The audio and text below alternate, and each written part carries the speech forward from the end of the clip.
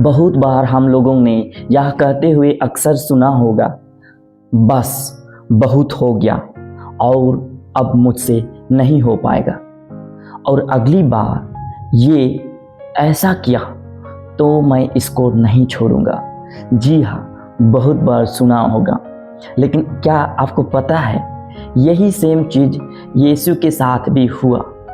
हम लोग मत्ती रचित सुसमाचार के अध्याय 18 वचन संख्या 21-22 में पाते हैं, जब पतरस या तो हम लोग कहेंगे पेतरुस आ करके यीशु के पास उन्होंने क्या सवाल किया, हे प्रभु, यदि मेरा भाई मेरे विरुद्ध अपराध करता है तो मैं उसे कितनी बार क्षमा करूंगा।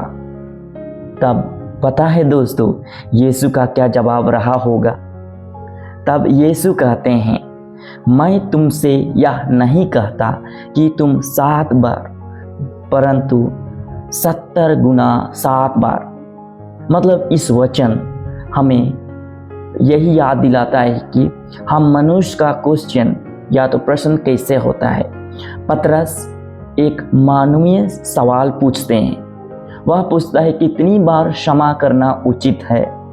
7 बार भी बहुत बड़ी संख्या हमें लगती है, और यीशु का उत्तर हमारी सोच से कहीं ज़्यादा है। और बहुत इंटरेस्टिंग बात यही है कि यीशु कहते हैं 70 गुना 7 बार। तो ये तो पॉसिबल है, हम 70 गुना 7 निकाल सकते हैं, लेकिन इसका अर्थ ये नहीं है कि गिनती या तो गणित। इसका अर्थ यही है कि हमें क्षमा असीम देना है, मतलब अनगिनत क्षमा देना है। यीशु हमें यही सिखाते हैं, क्षमा कोई गणित नहीं है बल्कि हृदय की अवस्था है। यदि हम गिनती करेंगे तो क्षमा भी एक बोझ बन जाएगी। हम इतना बार क्षमा किए, ये एक बोझ बन जाएगी। इसलिए हमें गिनती नहीं करना है बल्कि हमें अनगिनत क्षमा करना है। लेकिन यदि हम उसे एक बोझ समझकर क्षमा भी करते हैं तो वह क्षमा नहीं रह जाएगा। इसीलिए यदि हम क्षमा एकदम प्रेम से देते हैं तो वह हमें स्वतंत्र बना देता है।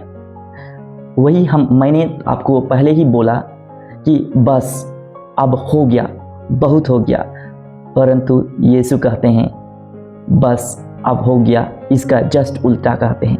जैसे परमेश्वर ने तुम्हें बार बार क्षमा किया है वैसे ही तुम भी क्षमा करो। यह वचन हमें याद दिलाता है कि क्षमा करने से हम दूसरे को नहीं बल्कि अपने आप को मुक्त करते हैं, स्वतंत्र बनाते हैं। बिना क्षमा के प्रार्थना अधूरी रहती है। बहुत बार हम यही कहते हैं ना कि मैं प्रार्थना करने जाता हूँ लेकिन मेरी प्रार्थना नहीं सुनी जाती है। क्यों नहीं सुनी जाती है? क्योंकि हम कहीं ना कहीं किसी को क्षमा प्रदान या तो क्षमा देने में असमर्थ रहते हैं। तो सच्चा मसीही वही है जो जीवन में हर किसी को क्षमा प्रदान करता है, और जब हम क्षमा करेंगे तो हमारी बात सुनी जाएगी।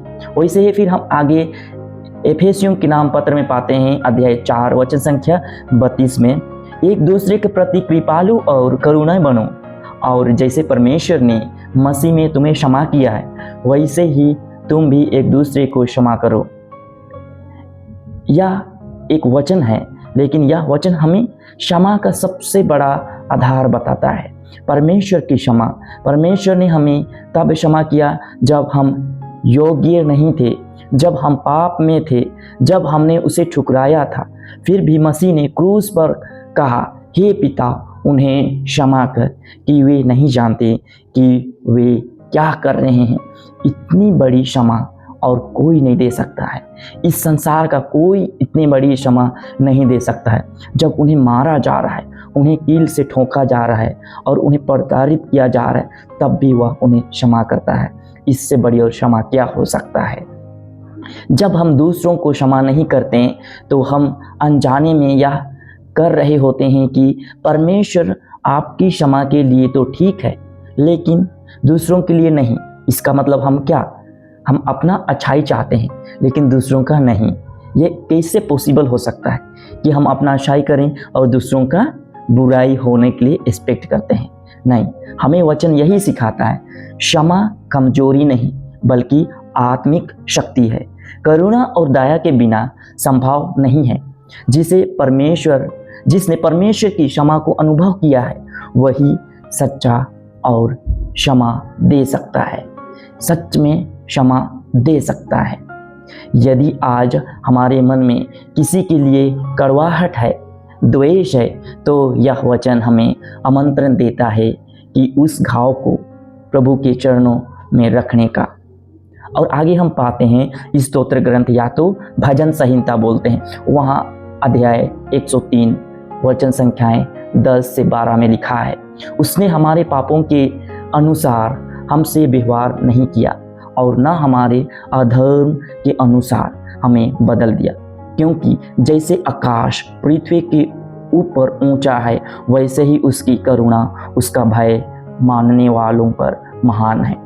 पूरब से पश्चिम जितनी दूर है उतनी ही दूर उसने हमारे पापों को हमसे दूर कर दिया है। इसका मतलब यही है कि इस वचन परमेश्वर की क्षमा की गहराई और विशालता को दर्शाता है। परमेश्वर हमारी गलतियों को हमारे सामने बार बार नहीं लाता है। वह हमारे अतीत को, हमारे भविष्य की रुकावट को नहीं बनने देता है। मतलब वह हमारे अतीत को हमारे भविष्य की रुकावट नहीं बनने देता है।